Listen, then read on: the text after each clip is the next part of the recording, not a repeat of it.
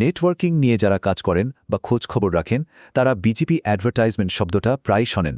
কিন্তু মজার ব্যাপার হলো এই খুব সাধারণ শব্দটা নিয়ে অনেকের মধ্যেই বেশ কিছু কনফিউশন কাজ করে। তো চলুন আজকের এই আলোচনায় বিষয়টা একেবারে জলের মতো পরিষ্কার করে ফেলি। তাহলে প্রথমেই যে প্রশ্নটা আসে সেটা হলো বিজিপিতে এই যে অ্যাডভার্টিজমেন্ট বা বিজ্ঞাপন বলা হচ্ছে এর আসল মানেটা কি? এটা কি কোনো রুট গ্রহণ করাকে বোঝায় নাকি কোনো রুট বাইরে পাঠানোর প্রক্রিয়াটাকে? এই আলোচনা শেষে উত্তরটা কিন্তু একদম স্পষ্ট হয়ে যাবে।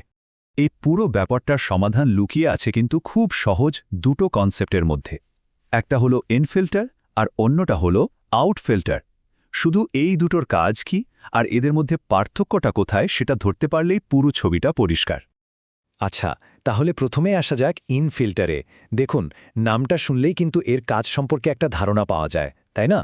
ইন মানে ভেতরের দিকে আসা, অর্থাৎ এটা পুরোপুরি রুট গ্রহণ করার সাথে জড়িত। তো ইনফিল্টার আসলে করেটা কি? সহজ ভাষায় বললে এটা আপনার নেটওয়ার্কের গেটকিপারের মতো কাজ করে।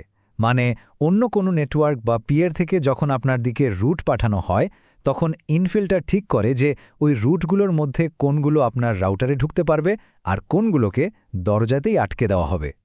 ব্যাপারটা একটা উদাহরণ দিয়ে বুঝলে একদম সোজা হয়ে যাবে। ধরুন, আপনার কোনো একটা পিয়ার আপনাকে ১০০টা রুট পাঠালো, কিন্তু আপনার নেটওয়ার্ক পলিসি অনুযায়ী আপনি ইনফিল্টার ব্যবহার করে সেখান থেকে বেছে বেছে মাত্র ৫০টা রুট আপনার রাউটারে গ্রহণ করলেন। বাকি ৫০টা রুটকে আপনি আর ভেতরেই আসতে দিলেন না। আর ঠিক এই জায়গাটাতেই কিন্তু মূল বিষয়টা লুকিয়ে আছে। যেহেতু ইনফিল্টার দিয়ে আপনি অন্যের পাঠানো রুট গ্রহণ করছেন, নিজে কিছু পাঠাচ্ছেন না, তাই এটাকে কিন্তু বিজিপি অ্যাডভার্টাইজমেন্ট বলা যাবে না, কোনোভাবেই না। এটা হলো রুট গ্রহণের নিয়ন্ত্রণ, রুট প্রচারের নয়। আচ্ছা, ইনফিল্টার তো গেল, এবার তাহলে এর ঠিক উল্টো কনসেপ্টটা দেখা যাক, মানে আউটফিল্টার। ইনফিল্টার যদি হয় গ্রহণ করা, তাহলে বুঝতেই পারছেন আউটফিল্টার হবে পাঠানোর সাথে জড়িত। হ্যাঁ, একদম তাই। আউটফিল্টারের কাজ হলো আপনার নিজের রাউটার থেকে কোন কোন রুটগুলো বাইরের কোনো পিয়ারকে আপনি জানাতে চান সেটা নিয়ন্ত্রণ করা।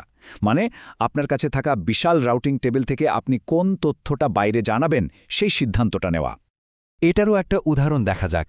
ধরুন আপনার রাউটিং টেবিলে মোট ২০০টা রুট আছে, কিন্তু আপনি আপনার পলিসি অনুযায়ী আউটফিল্টার ব্যবহার করে তার মধ্য থেকে মাত্র ২০টি রুট আপনার পিয়ারকে জানালেন বা পাঠালেন। বাকি ১৮০টা রুটের খবর আপনি নিজের কাছেই রেখে দিলেন। আর ঠিক এই কারণেই এই যে বাইরের জগতের রুট পাঠানো, এই প্রক্রিয়াটাকেই বলা হয় অ্যাডভার্টিজমেন্ট। কারণ আপনি নিজের নেটওয়ার্কের রুটের বিজ্ঞাপন দিচ্ছেন। তাই আমরা খুব সহজেই বলতে পারি বিজিপি আউটফিল্টার মানেই হল অ্যাডভার্টিজমেন্টের নিয়ন্ত্রণ। বেশ, তাহলে আমরা ইনফিল্টার আর আউটফিল্টার দুটোই কিন্তু আলাদা আলাদা করে বুঝে নিলাম। চলুন তো এবার দুটোকে পাশাপাশি রেখে পার্থক্যটা একবারে দেখে ফেলি, তাহলে আর কোনোদিনও ভুল হবে না।